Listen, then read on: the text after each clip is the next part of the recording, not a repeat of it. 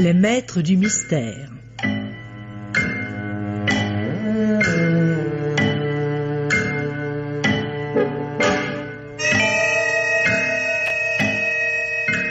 Parmi les chefs-d'œuvre du roman policier, Germaine Beaumont et Pierre Billard ont choisi pour vous ce soir La chère Emma, pièce radiophonique de Jean Grimaud, d'après le roman de Lorac, avec par ordre d'entrée en onde Marcel André, Robert Marcy, Marguerite Cassan, Serge Rousseau, Clément Béram, Charles Charras, Henri Crémieux, Hélène Dieudonné.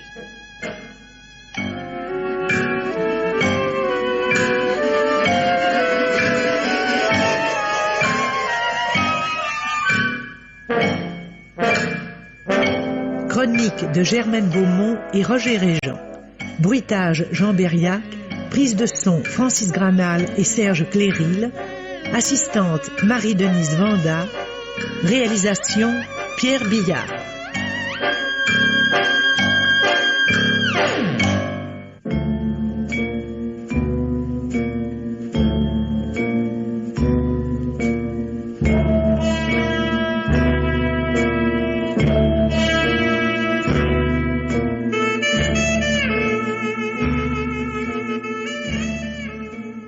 Je vais vous dire, Falkland, lorsque j'étais capitaine à l'armée des Indes... Mon cher Major Grandon, permettez-moi de vous faire observer que l'histoire que vous allez me raconter, vous me l'avez déjà imposée 5 fois. Mon cher, comme je la raconte très régulièrement une fois par semaine, cela prouve simplement qu'il y a 5 semaines exactement que vous êtes comme moi-même, pensionnaire dans la clinique de cet excellent docteur Max Brooke. Je vous disais donc lorsque j'étais capitaine à l'armée des Indes... Mon cher Major Grandon, permettez-moi encore de vous faire observer que lorsque vous parlez de cet excellent docteur Max Brooke, vous commettez une erreur.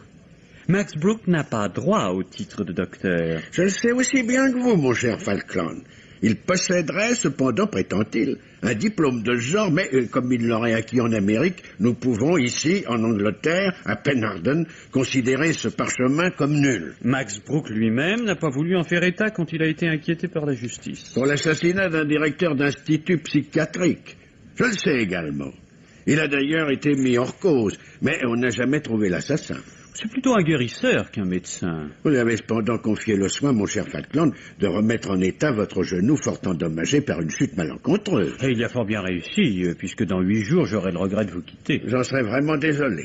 Avec ma sciatique, il a été moins heureux. Ah, il est vrai que c'est une sciatique opiniâtre, et que déjà, quand j'étais capitaine à l'armée des Indes... On ne peut pas demander l'impossible, n'est-ce pas, mon cher Major? Et pour ne prendre qu'un exemple, tenez, toute la science de notre ami Brooke eût été impuissante à rendre la vie au malheureux révérend Enderby. Falkland, je suis officier supérieur en retraite après avoir longtemps servi aux Indes. Je ne suis non plus un jeune homme. Et les émotions ne conviennent plus à mon âge. Ne me parlez pas de la mort du révérend Enderby. Ce drame vous a-t-il ému à ce point? Et croyez-vous que, même pour un ancien officier de l'armée des Indes, il ne soit rien de voir subitement mourir un homme avec lequel on vient de déjeuner? Ah oui, vous étiez en effet l'un des convives du fameux déjeuner offert par Lee Gordon, cet Américain de White Gable. Là, Falkland, je crois qu'à votre tour, vous commettez une erreur. Ah, vous n'assistiez pas à ce déjeuner? J'y assistais, mais Gordon n'est pas un Américain. Et qu'est-ce qui vous le donne à penser? Gordon adore les fleurs. L'Américain ne s'attache pas à des végétaux qu'il tient pour inutiles.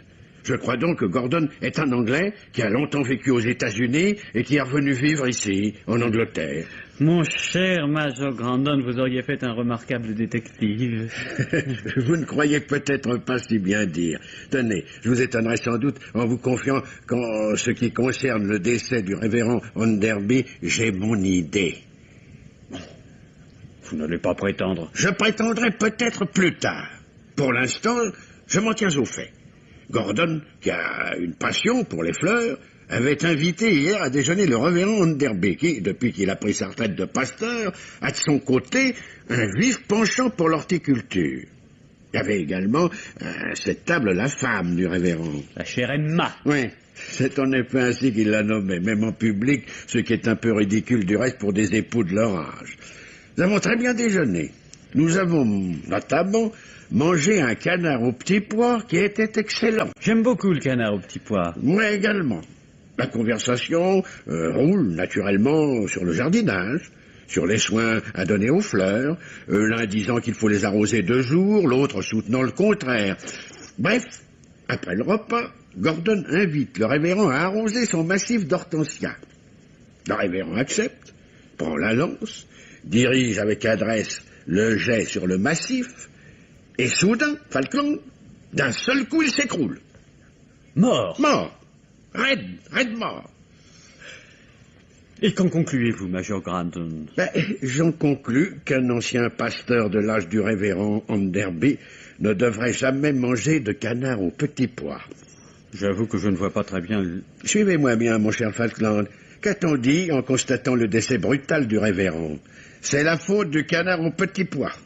Le révérend avait le cœur malade, très fatigué. Le canard aux petits pois est un mets difficile à digérer, surtout s'il est accompagné d'un bon vin français, d'un café du Brésil, d'un alcool écossais, d'un cigare de la Havane et suivi d'une station au soleil. Apoplexie. Le canard aux petits pois a tué le révérend. Le docteur Tracé, qui a examiné le cadavre, a en effet conclu à un arrêt du cœur. Le docteur Tracé est un vieil idiot. Presque aussi stupide qu'un officier supérieur de l'armée des Indes en retraite. Mais alors... alors, c'est évident. On a tué le révérend. Oh, mais vous n'y pensez pas, le crime est impossible. Mais... Non, et puis mon cher Major, qui pouvait avoir intérêt à voir disparaître cet honnête homme qu'était le révérend Enderby? Mon cher Falkland, il y a toujours intérêt à recueillir un héritage. À ma connaissance, le révérend n'avait aucune famille. Tout ce qu'il possédait revient par conséquent à sa femme. Savez-vous qui est cette chère Emma?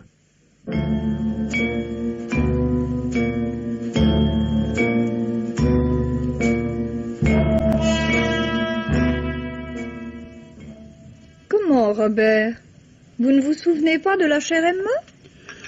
Je dois reconnaître, ma cousine, que non.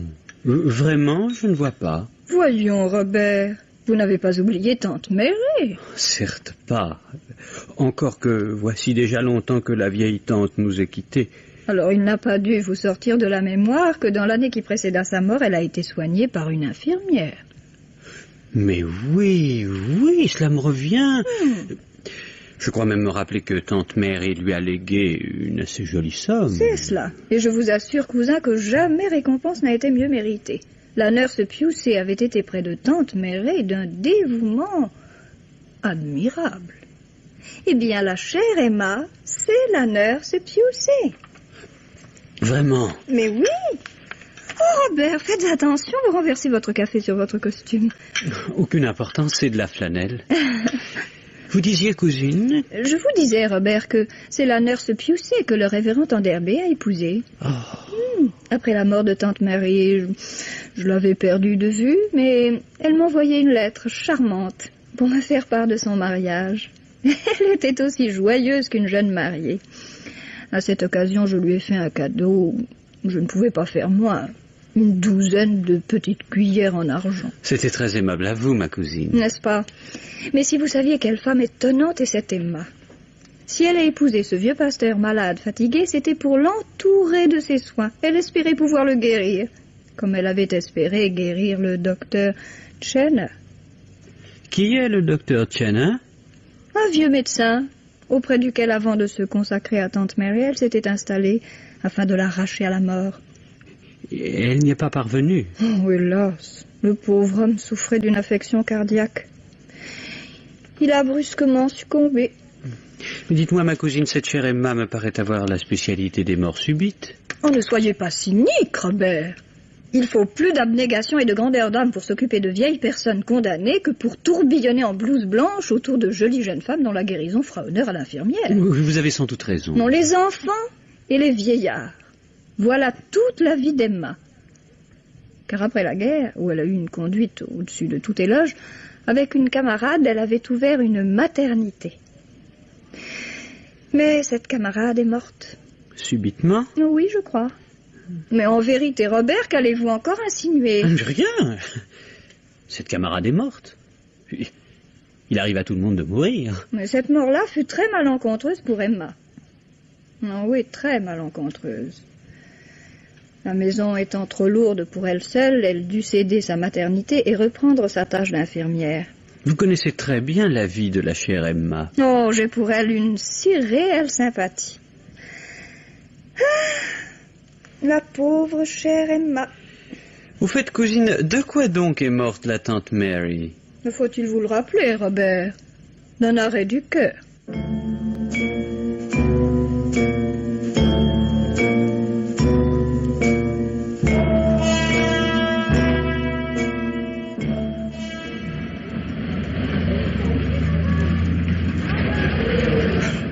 Je suis vraiment désolé, j'ai bien arrangé votre voiture. Oh, cela aurait pu être plus grave.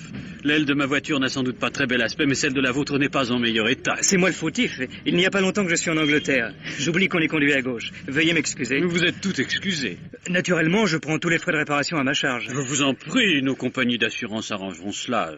Je suis Robert Falkland. Veuillez encore une fois m'excuser. J'aurais dû me présenter le premier. Lord Philip Trent Mersham. Ah, vous êtes Lord? Oui, Lord Trent Mersham. Mais depuis si peu de temps qu'il m'arrive souvent de l'oublier. C'est comme pour la conduite à gauche. Avant de venir ici, vous habitiez sans doute en Amérique. En effet. À quoi voyez-vous ça? Mais je suis né ici, anglais 100%. J'étais tout bébé quand mes parents sont partis pour les États-Unis. Et vous voici revenu. Pour recueillir le domaine de Lord Trent. Mais faites-moi le plaisir de venir jusqu'à la maison. Je vais téléphoner au garagiste pour les voitures. Volontiers. Mon oncle sera d'ailleurs enchanté de vous voir. Vous le connaissez peut-être? Lee Gordon.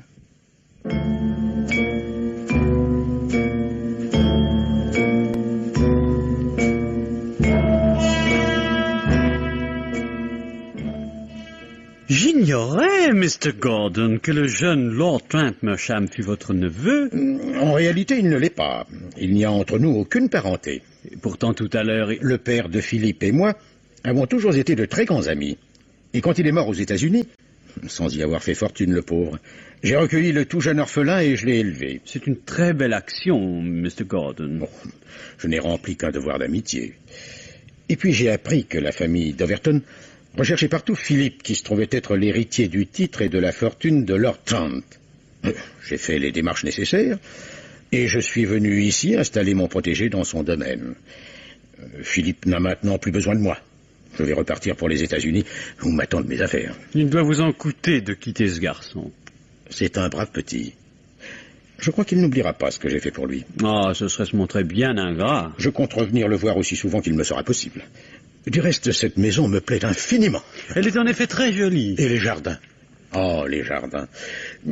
Aimez-vous les fleurs, Mr. Falkland? Je les apprécie, oui. Je vous montrerai donc la roseraie et les azalées, qui malheureusement commencent à se faner. Ce sont des plantes si délicates. Mais vous verrez les serres merveilleuses, chauffées à l'électricité. Oh, à l'électricité. C'est le meilleur dispositif. Il n'a que l'inconvénient d'être un peu coûteux. J'avais aussi des hortensias magnifiques. Tout un bosquet. Des hortensias rares. Vous savez, de ces plantes qui ont des noms si compliqués. Oui, je vois cela très bien. On doit parfois, pour se souvenir de ces noms, leur mettre des étiquettes. Mais ces hortensias, je ne pourrais pas vous les faire voir. Pourquoi? Je les ai fait arracher. Comprenez-moi, il s'attachait à eux, pour moi, un trop douloureux souvenir. C'est devant eux qu'est tombé mon ami le révérend Enderby. Ah, monsieur, ce beau vieillard aux cheveux blancs s'affaissant tout à coup foudroyé, c'est une vision que je n'oublierai jamais. Le major Grandon m'a raconté ce triste événement. J'estime beaucoup le major Grandon. Un peu vieille ganache parfois, mais un si brave homme. J'avais hésité à l'inviter à ce déjeuner qui devait avoir une si déplorable fin. Ah, vous craignez de sa part quelque esclandre. Oh, il est trop gentleman pour se laisser aller à de tels mouvements. Mais c'est un soldat, dont les expressions sont parfois rudes. Et j'ai cru comprendre que la pudibonderie de Mrs. Enderby l'agaçait souvent. Je crois qu'il ne portait pas la chère Emma dans son cœur. Et je pense qu'il a maintenant pour elle encore moins d'amitié. Vous aurait-il fait des confidences, Mr. Falkland?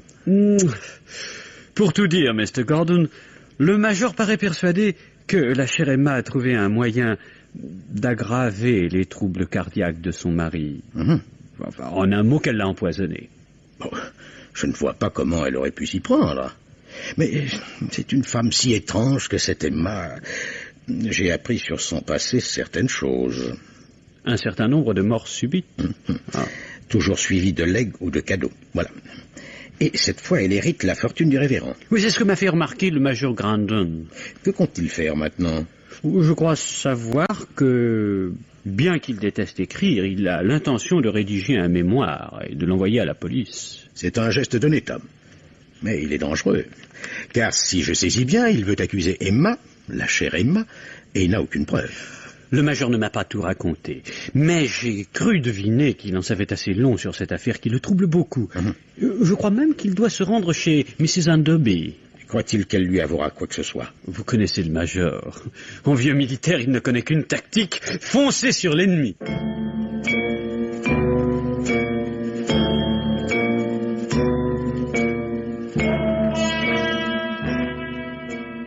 Alors, Dr. Brooke, tout est fini. Hélas oui, Mr. Falkland. Le major Grandon ne vous contera plus jamais ses souvenirs de l'armée des Indes. Pauvre major. Je suis vraiment désolé. Bien moins que moi, Mr. Falkland. Bien moins que moi. Vous aviez beaucoup d'affection pour le major Grandon.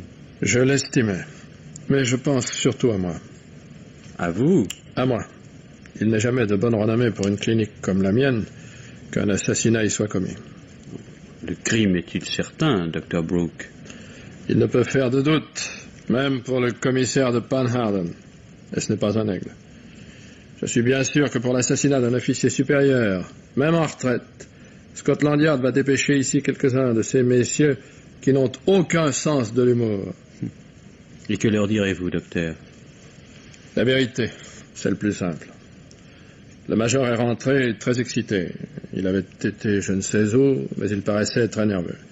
Sa sciatique, en outre, le faisait souffrir. Et dans ce cas-là, son humeur était loin d'être charmante.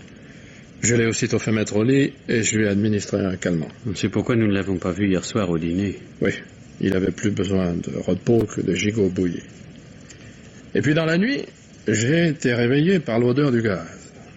J'ai alerté Watts, mon masseur. Nous nous sommes rendus dans la chambre du major. Le robinet du réchaud était ouvert en grand. Le major l'aurait ouvert lui-même? Non, avec la dose de soporifique que je lui avais donnée, ce n'était pas possible. Il dormait. Il a été asphyxié en plein sommeil. Évidemment, j'ai pratiqué la respiration artificielle pendant plusieurs heures. C'était pour que la police ne puisse rien me reprocher. Avez-vous donc prévenu la police? Oui. Ah oui, c'était plus sage. Si bête que soit le docteur Tracey, il ne pouvait que refuser le permis d'inhumer. Mais si vous dites la vérité, vous n'avez rien à redouter de la police. Vous ne connaissez pas ces messieurs. Je dirai la vérité et ils ne me croiront pas. Pourquoi? Parce qu'une fois déjà, ils m'ont mis la main dessus pour une affaire d'assassinat.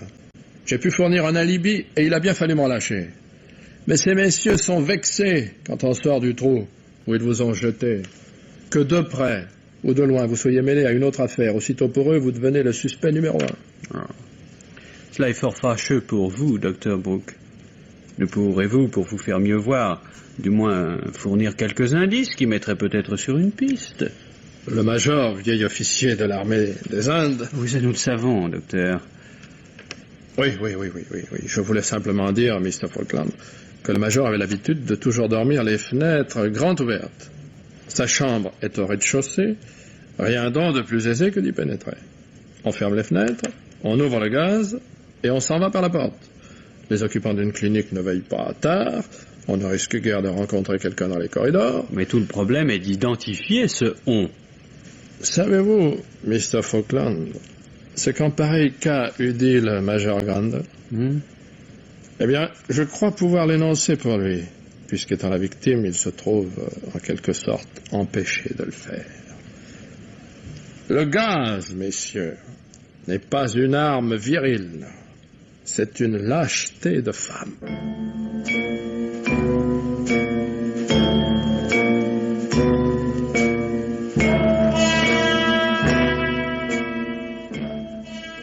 Mrs. Austin, je vous prie. C'est moi-même. Mon mari va être bien ennuyé de ne pas vous recevoir, mais ça lui est tout à fait impossible. Il est mort depuis 20 ans. Oh, je suis vraiment désolé.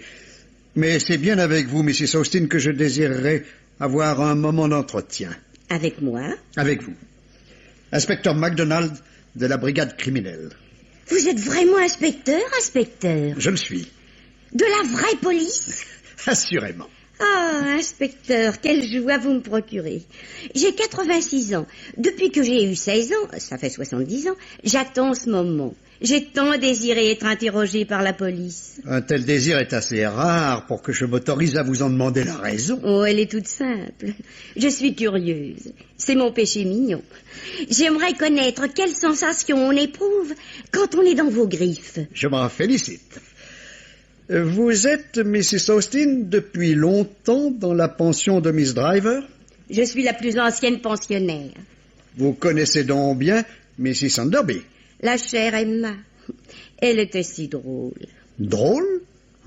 Tiens, on me l'avait représentée comme plutôt austère. Bien sûr. Elle était même, comment dirais-je, ennuyeuse. Oh.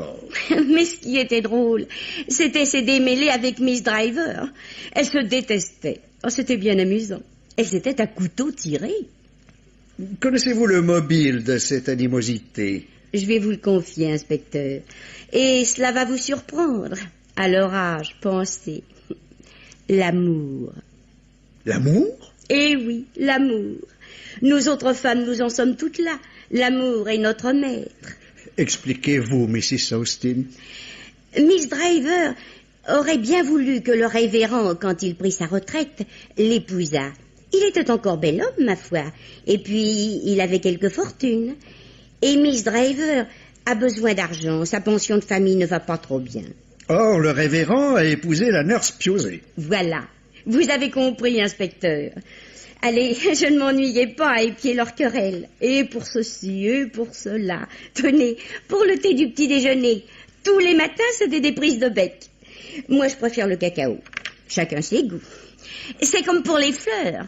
Ah, quelles fleurs? Les fleurs que la chère Emma a reçues le lendemain de l'enterrement de son mari. Quelqu'un lui a fait parvenir des fleurs? Oui, par la poste, dans une boîte en carton. Oh, inspecteur, des roses superbes, des élégances irlandaises qui sont cuivrées, des Frau Karl Drosky qui sont blanches. Vous connaissez très bien les roses, Mrs. Austin. Oh oui. Pourtant, il y avait dans la gerbe une variété dont j'ignorais le nom. C'est mon mari qui m'a appris que c'était des Queen Elizabeth. Je vous demande pardon, Mrs. Austin, mais vous m'avez bien dit que votre mari était mort il y a 20 ans. Et alors, inspecteur? Nous nous sommes toujours très bien entendus, mon mari et moi. Il n'y avait pas de couple plus uni. Il me parle encore très souvent.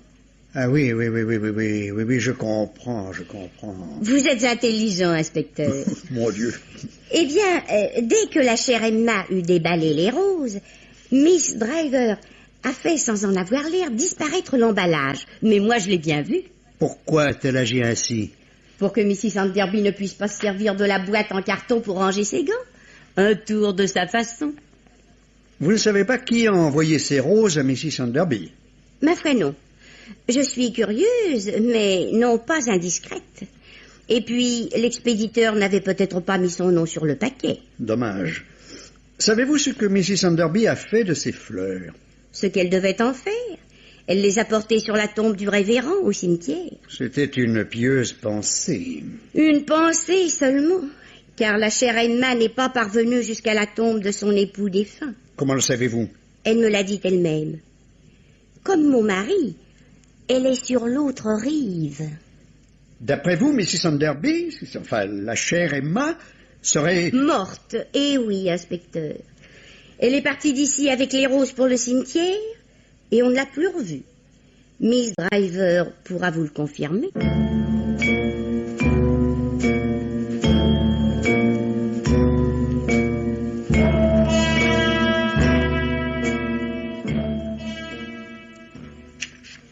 Qu'est-ce qui ne va pas, Mr. Falkland? Votre genou? Vous savez aussi bien que moi, Dr. Brooke, que mon genou est guéri. Alors, vous êtes tout pâle.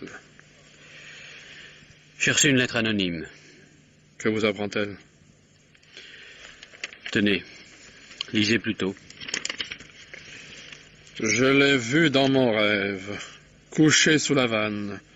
Son manteau était retenu près du rivage par un des piliers du pont, et sa figure était balayée par le courant. Ses cheveux gris dénoués flottaient et se mélangeaient aux herbes aquatiques. qui sait que Mrs. Enderby a été noyée? Vous qui l'avez vue et l'y avez laissée. Oh, voilà une charmante lettre. Oui, et pourquoi m'est-elle adressée? Je suis pour rien dans cette affaire. La chère Emma a disparu, c'est un fait. L'inspecteur MacDonald croit que, se voyant démasqué, elle a pris la fuite et il a lâché à ses trousses tous les policiers du Royaume-Uni.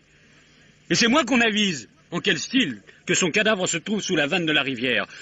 Vous rassurerait-il d'apprendre que vous n'êtes pas seul à en avoir été averti? Auriez-vous également reçu une lettre anonyme, Dr. Brooke? Non, mais un coup de téléphone. Un coup de téléphone? Qui vous téléphonait? Je ne sais pas. Je n'ai même pas pu attribuer de sexe à l'être qui me parlait. Que vous a-t-il dit? Ceci. Elle est toujours là, sous la vanne de la rivière, près d'Ostemhead. Je l'ai vue en rêve. En rêve? C'est un fou. Ou bien une folle. Oui, je vois à qui vous pensez. Mrs. Austin, cette vieille toquée. Il y a qu'elle. Oui, mais si c'était vrai, Mr. Falkland. Comment si c'était vrai? Oui, si réellement le cadavre de la chère Emma était sous la vanne de la rivière près d'Ostemstead? Oh, comment cette déséquilibrée nonagénaire l'aurait-elle appris? Ah, elle prétend être en relation avec l'au-delà. Soyons sérieux, Dr. Brooke. Je n'ai nullement envie de plaisanter en ce moment. Moi non plus, Mr. Falkland. Ma situation n'a rien de plaisant, je vous assure. Comme je l'avais prévu, la police surveille tous mes faits et gestes. Et voici qu'en outre, m'arrivent des coups de téléphone venant d'où... Avec le téléphone automatique, allez donc le savoir. Il faut faire quelque chose. Ah oui, mais quoi? Je ne sais pas. Prévenir la police, en parler à MacDonald. Ah, vous ne trouvez pas que nous sommes assez suspectés comme ça? Vous, peut-être, docteur. Mais moi...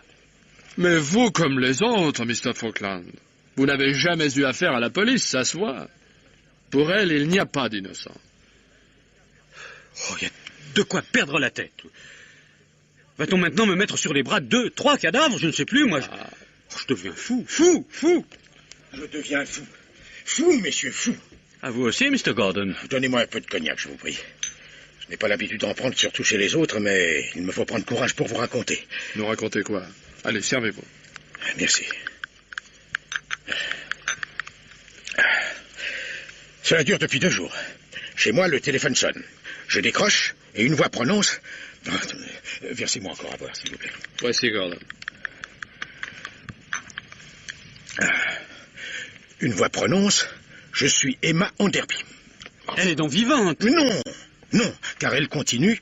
Cherchez-moi dans la rivière, sous la vanne. J'y ai laissé mon corps. C'est effrayant, je n'en puis plus. Encore un peu de cognac, Mr. Gordon. Je veux bien, oui. Et ce n'est pas 1 fois, mais 3 fois, 4 fois que j'ai reçu cette communication. Je n'ose plus décrocher mon téléphone. N'a-t-elle jamais rien ajouté? Si. Et c'est le plus épouvantable. Elle a encore dit, vous le savez bien, puisque c'est vous, Lee Gordon, qui m'avez noyé. Vous? Moi. Vous? Jusqu'à cette heure, je voyais en vous un gentleman, Mr. Falkland. En quoi, Mr. Gordon, ai-je brusquement cessé à vos yeux d'être un gentleman? Dans les circonstances où nous sommes, votre rire est indécent. Mr. Gordon, un gentleman peut rire sans être indécent quand il se sent délivré. Vous vous sentez délivré, Mr. Falkland? Comme si je sortais soudain d'un cauchemar. Ah. En accusant Mr. Gordon de l'avoir noyé. La chère Emma s'est elle-même trahie, voyons. Elle est vivante, mais bien vivante. Après avoir empoisonné le révérend Enderby pour hériter de lui. Après avoir assassiné le major Grandon qui allait dévoiler son crime. Elle a pris la fuite. Et pour couvrir cette fuite, elle veut faire croire qu'elle est morte. Tous les 3, nous sommes tombés dans son piège. J'aimerais vous croire, Mr. Falkland.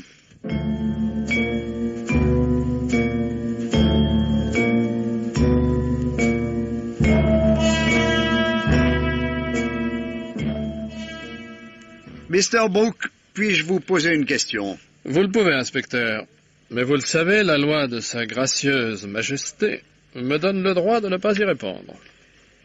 Pourquoi, Mr. Brooke, avez-vous fait arracher les rosiers qui se trouvaient dans le jardin de votre clinique? Je pourrais vous répondre qu'un propriétaire ne commet ni crime ni délit en modifiant à son gré la décoration florale de sa propriété. Mais je crois plus simple de vous apprendre que je n'aimais plus ces espèces de rosiers et que j'ai décidé de faire planter d'autres variétés. Vous n'aimez plus les élégances irlandaises? Non. Ni les Frau Karl Druschki? Non. Ni les Queen Elizabeth? Je n'ai jamais eu de Queen Elizabeth. Vous en êtes certain? Certain. Ce sont des plants dont le coût est trop élevé pour moi. Autre chose, Mr. Brooke. Vous êtes-vous quelquefois rendu au cimetière? Ma foi non, inspecteur. Qu'y aurais-je été faire? Ce n'est pas là où je conduis mes clients, comme il arrive souvent au docteur Tracey.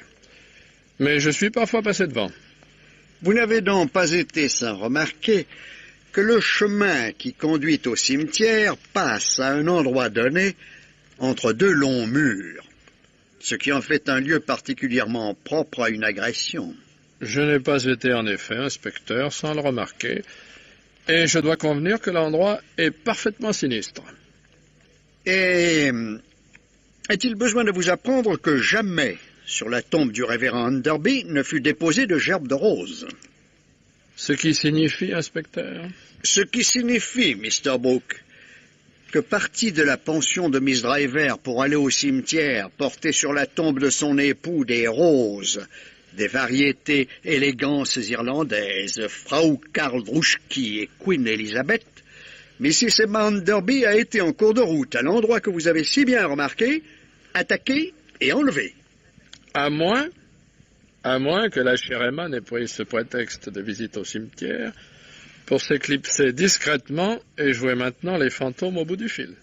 Si Mrs. Enderby éprouve maintenant un goût particulier pour ce genre de plaisanterie, croyez bien qu'elle n'a nul besoin de se déguiser en fantôme, pour la bonne raison qu'elle pourrait être véritablement un fantôme. Je dois conclure de vos propos, inspecteur MacDonald, que vous pensez que la chère Emma est morte. Je ne le pense pas, j'en ai la certitude. Ah ah! Et cette certitude, vous la devez sans doute à cette charmante vieille Mrs. Austin? Nullement. Je la dois au garde-chasse Thomas Lett. Thomas Lett? Puis-je connaître quel fut l'argument de ce diligent protecteur du gibier? Oh, un argument péremptoire. Le cadavre de Mrs. Emma Enderby qu'il a découvert. Sous la vanne de la rivière? Non. Dans une mare assez profonde, à 15 kilomètres de Penharden, en un endroit désert. Et naturellement, ce cadavre a été identifié comme étant celui d'Emma Pusey, épouse Enderby. Ses vêtements étaient marqués. Dans son sac à main retenu à son bras se trouvait un livret de caisse d'épargne et un chéquier au nom de Mrs. Enderby. Et le visage? Oh, les poissons et les radeaux l'ont très endommagé, je dois le reconnaître. Ah. Il en est de même de ses mains, on ne pourrait pas vérifier les empreintes digitales. Du reste, Miss Driver ayant tout essuyé avant notre arrivée, on n'en a relevé aucune dans la chambre de Mrs. Enderby. Si bien qu'il n'y a qu'une simple présomption pour que le cadavre peu ragoûtant retiré de la mare soit celui de la chère Emma. Il pourrait être également celui d'une inconnue qu'on aurait revêtu des vêtements d'Emma. Vous faites du roman, Mr. Brooke.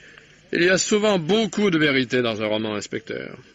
Mais il faut quelque astuce pour l'en faire sortir.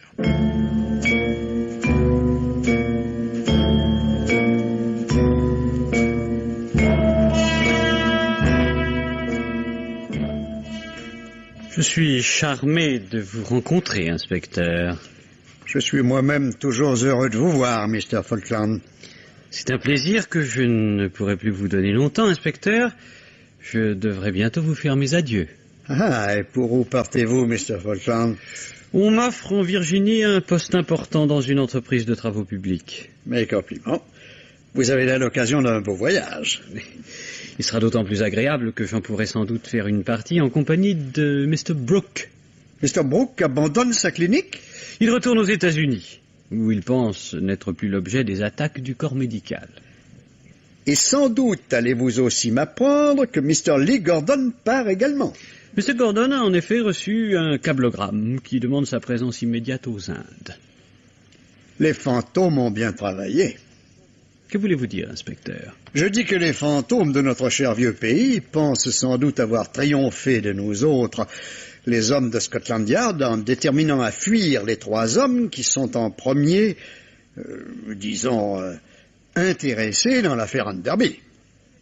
Inspecteur MacDonald, Le malheur, Mr. Falkland, c'est que nous autres à Scotland Yard, bassement matérialistes, nous ne croyons pas aux fantômes. Mais inspecteur... Je suis désolé, mais Mr. Falkland, je serai contraint de vous prier, vous et vos 2 compagnons, Mr. Brooke et Mr. Gordon, de bien vouloir différer votre départ, jusqu'à ce que j'en connaisse les raisons.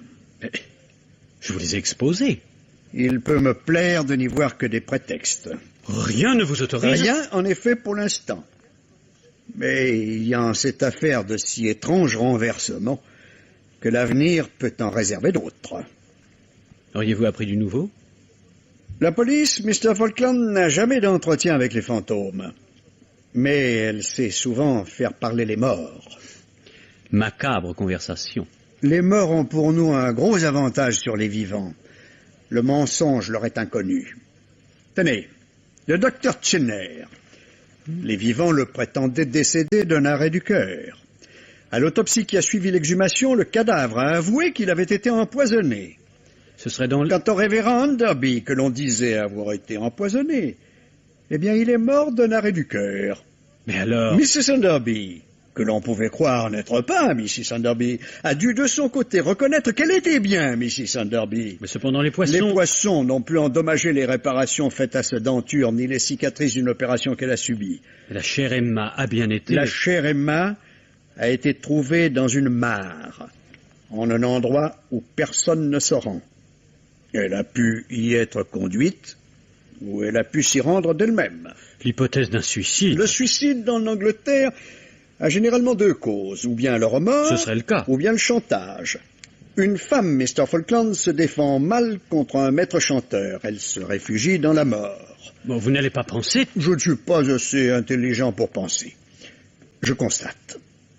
Or, quelque expérience en mon métier m'a permis de constater que les maîtres chanteurs sont des lâches, et que le propre des lâches est de prendre la fuite. Mais pourquoi me dites-vous tout cela, inspecteur? Parce que mon métier, Mr. Falkland, consiste aussi en ceci. En révélant un peu, faire commettre des imprudences à qui veut savoir si j'en sais davantage.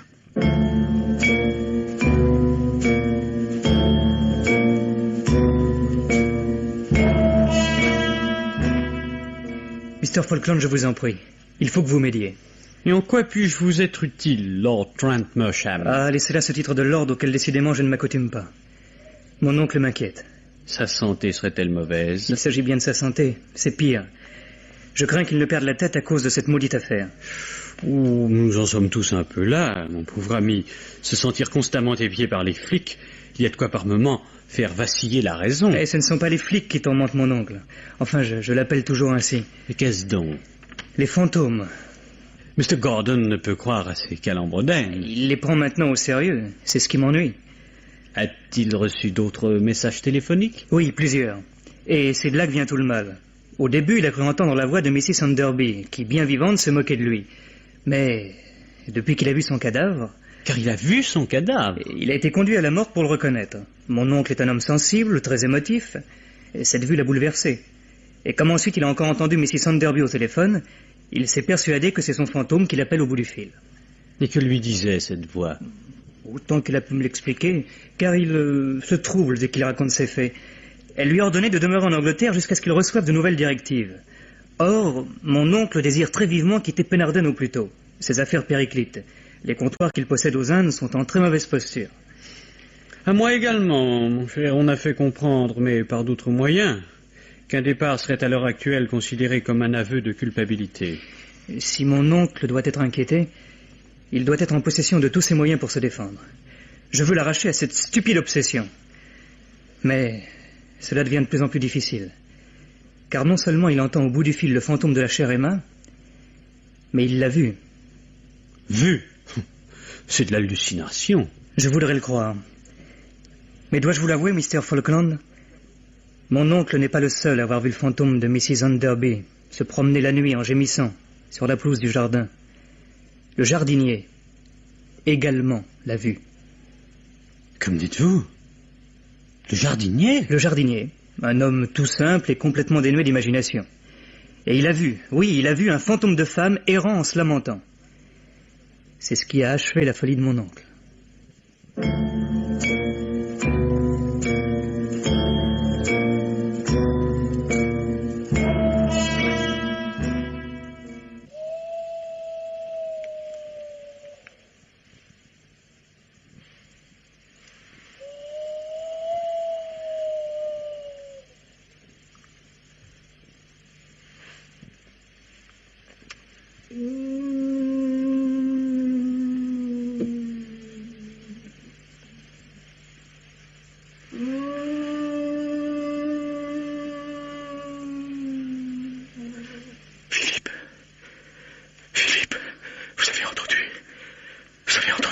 J'ai entendu, mon oncle. C'est lui. Encore lui, cette nuit. Le fantôme d'Emma. Philippe. Du calme, mon oncle. Oh, Philippe, ne vous quittez pas. Ah, là. Près de la serre. Oui. Vous le voyez? Oui. Vous le voyez? Oui. Je vois en effet quelqu'un près de la serre. La nuit est assez sombre, mais je le vois. Non. Pas quelqu'un. Quelque chose. Un fantôme. Le fantôme d'Emma. Le fantôme d'Emma assassiné. Le fantôme. Mon oncle, je vous en prie.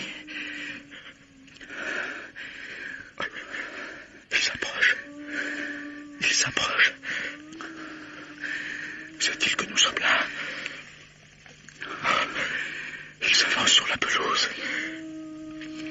La pelouse sur laquelle est mort le révérend. Mon oncle. Le fantôme est tombé, Philippe. Vite, venez, Philippe. Philippe, le fantôme est tombé. Et il est mort. Mort. Enfin mort.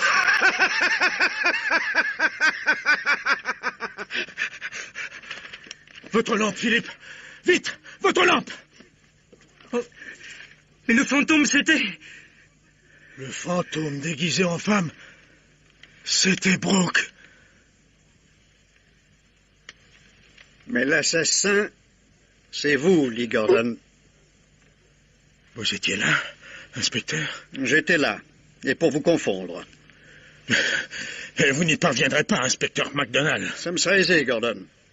Le jeune Philippe qui se tient près de vous n'a pas de pied beau.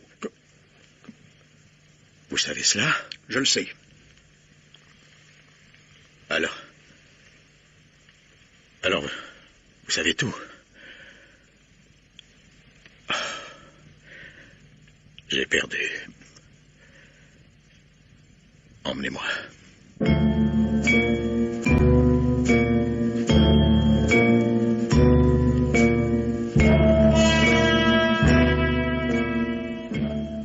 Mr. Falkland, je ne vois plus aucun inconvénient à ce que vous quittiez l'Angleterre, si cela vous plaît encore. Merci. Vous pourrez partir également, Mr. Brooke. Trop aimable à vous, inspecteur. Vous me donnerez bien le temps de me remettre un peu. Oh, chute sans gravité, Mr. Brooke. Vous vous êtes pris les pieds dans un câble et vous êtes tombé sur l'herbe, ce que n'eût pas fait un vrai fantôme. Mais j'avais coupé le courant. Sans cela... Sans cela, il est fort probable que vous auriez été la 5e victime de Lee Gordon. Il me semble assez cocasse de dire merci à la police. Je le fais quand même. Et de bon cœur. Sans vous... En général, de défunt, on devient fantôme, et vous, de fantôme, vous seriez devenu défunt. Voilà tout. Félicitations, Mr. Brooke, de n'avoir pas contrarié la marche normale du destin. Mais dans tout cela, le pied beau. La police est patiente, Mr. Falkland. Elle a ainsi fini par découvrir que l'enfant des Doverton, l'héritier de Lord Trent Marsham, était né avec un pied beau. Or, le jeune Philippe, que Lee Gordon présentait comme étant cet héritier, n'avait pas de pied beau. Lee Gordon mentait donc. Et pourquoi? Cela saute aux yeux. Pour que son prétendu neveu recueille l'héritage. Ce qui aurait fort arrangé les affaires de Lee Gordon, qui sont loin d'être brillantes. Mais la fortune allait à Philippe, non à lui. Détail, Philippe est son propre fils. Son complice. Je ne crois pas. Gordon lui a laissé croire qu'il était bien l'héritier d'Overton. L'enfant au pied beau est mort en bas âge aux États-Unis. Mais était-il nécessaire que Lee Gordon tue pour accréditer son mensonge? Indispensable, Mr. Falkland. Cette caractéristique du pied-beau était assurément connue de 3 personnes, celles qui entourent toute naissance. Un médecin, une infirmière et un pasteur. Lee Gordon a tué le docteur Chinner, le révérend Enderby et la nurse Piozet pour que le secret ne soit jamais dévoilé. Il a empoisonné le docteur Chinner, très facilement. Visite sous un prétexte quelconque, la nurse éloignée, le poison habilement versé dans la potion du vieux médecin malade. Mais le révérend... Beaucoup plus astucieux. Les serres, chauffées par un fort courant électrique, brancher le courant sur les étiquettes métalliques des hortensias rares, inviter le révérend à arroser ces hortensias. Par le jet d'eau, le courant passe dans la lance d'arrosage, le révérend reçoit le choc. Son cœur n'est pas solide, arrêt du cœur. Et ensuite, arracher les hortensias pour faire disparaître toute trace du stratagème. Restait la chère Emma. La chère Emma, sur laquelle, avec adresse, il avait su faire porter tous les soupçons. Mais là, il commet une erreur. À la veuve du révérend, il envoie des roses, des Queen Elizabeth, variété rare que seule dans la région possède sa roseraie. C'est ce qui m'a mis sur la piste. Comme il l'a prévu, Emma porte ses fleurs sur la tombe du défunt. Sur le chemin, il l'étourdit d'un coup de poing, l'embarque dans sa voiture et va la noyer dans la mare. Ensuite... mais instruisez Mr. Falkland, Mr. Brooke. Eh bien, ensuite il vous a écrit. Et il me téléphone que le cadavre est dans la rivière. Manière de brouiller les pistes, d'égarer la police à la recherche d'Emma, qu'on peut croire en fuite, et de donner le temps aux poissons de défigurer le visage. Mais si Gordon est malin, Mr. Brooke n'est pas un imbécile. Encore une fois, merci, inspecteur.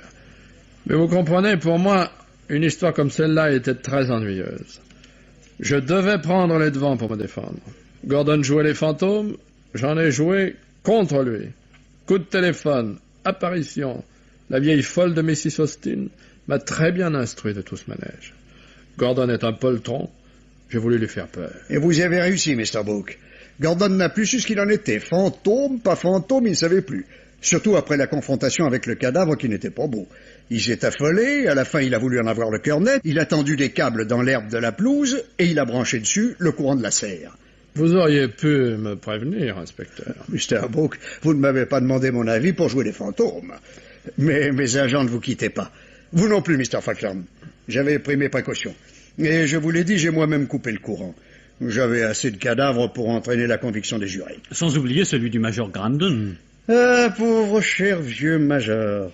Il s'est cru des talents de policier. Il est allé voir la chère Emma. Gordon, qui guettait tout, l'a su. Il a craint qu'Emma ne lui ait parlé du pied-beau. Il a tué le major. Et c'était bien inutile. Pourquoi? Aussi inutile que de tuer Emma. La nurse Piozet n'avait absolument pas la mémoire des noms propres. Le nom de Doverton n'évoquait en elle aucun souvenir. Mais alors, s'il n'avait pas assassiné le major? Aucune enquête n'aurait été ouverte, cher Mr. Falkland.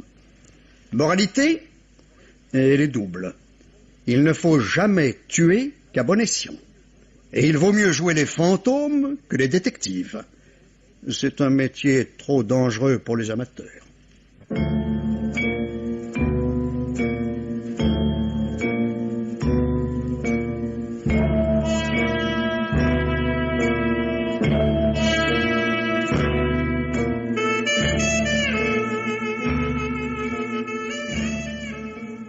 Et maintenant, Germaine Beaumont vous parle du dernier livre qu'elle a lu pour vous.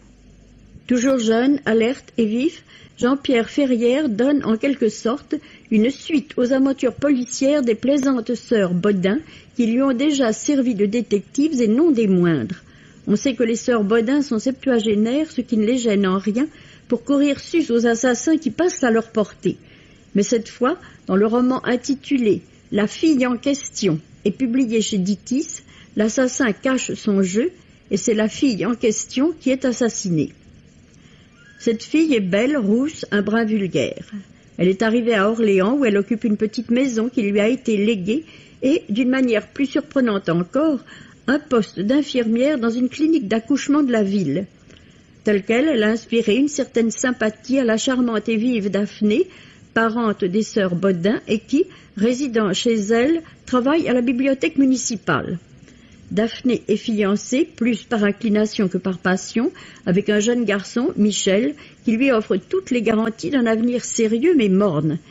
Et Daphné a des raisons de croire que Michel n'est pas insensible au charme capiteux de l'infirmière, laquelle répond au nom inattendu d'Anita Pavlovsky.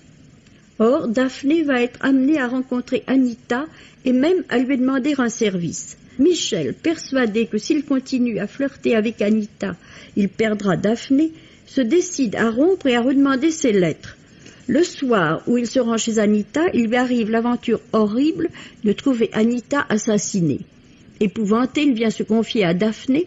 Non seulement il pourrait être inculpé de meurtre, mais même si quelqu'un ne l'a pas vu se rendre chez Anita, les lettres l'accuseront car dans son effroi, il a oublié de les prendre. Quand Daphné, pour le sauver, ira elle-même chez la morte, les lettres auront disparu. Et ce qui ajoute à la confusion et au drame, c'est que peu après, le médecin de la clinique est assassiné lui-même dans les mêmes conditions qu'Anita. On voit que Jean-Pierre Ferrière a fait bonne mesure, et si les sœurs Bodin sont un peu moins perspicaces que de coutume, elles n'en restent pas moins un des attraits du livre. La fille en question, par Jean-Pierre Ferrière, est éditée par Ditis dans la collection La Chouette. Roger Régent vous parle du dernier film qu'il a vu. Depuis 30 ans, depuis Scarface, Hollywood fait la part belle aux gangsters célèbres qui ont régné sur les États-Unis. Le tueur dont on inaugure aujourd'hui, cette semaine plutôt, le monument, s'appelle Lex Diamond. Il se rendit célèbre par ses crimes et la terreur qu'il fit régner sur Chicago et d'autres villes entre 1920 et 1930. C'était l'époque fameuse des Dillinger et Al Capone. Al Capone qui précisément servit de modèle pour Scarface. C'était l'époque où la loi de prohibition avait instauré sur tout le territoire américain, et en pleine période de paix, alors que ce sont les guerres qui l'engendrent d'habitude, un gigantesque marché noir.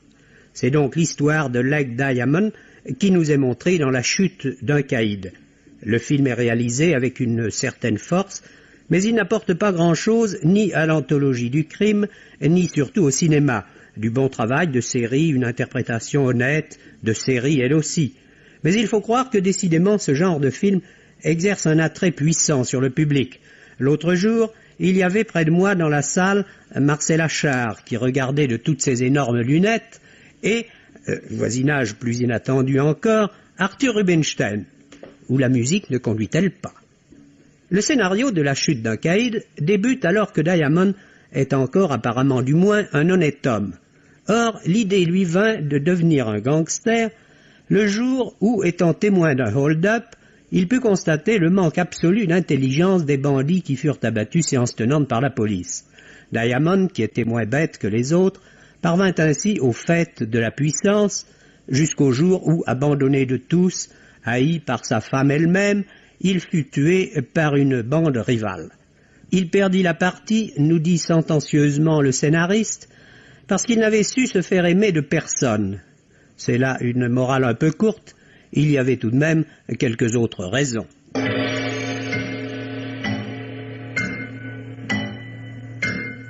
Les maîtres du mystère.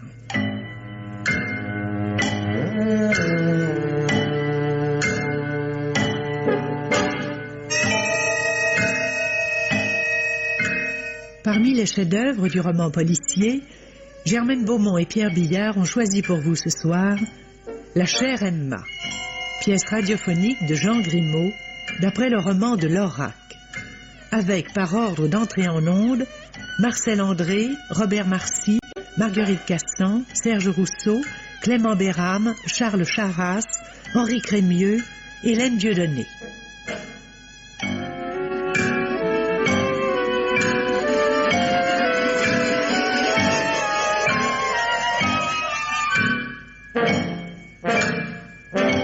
Chronique de Germaine Beaumont et Roger Régent. Bruitage Jean Berriac. Prise de son Francis Gramal et Serge Cléril. Assistante Marie-Denise Vanda. Réalisation Pierre Billard.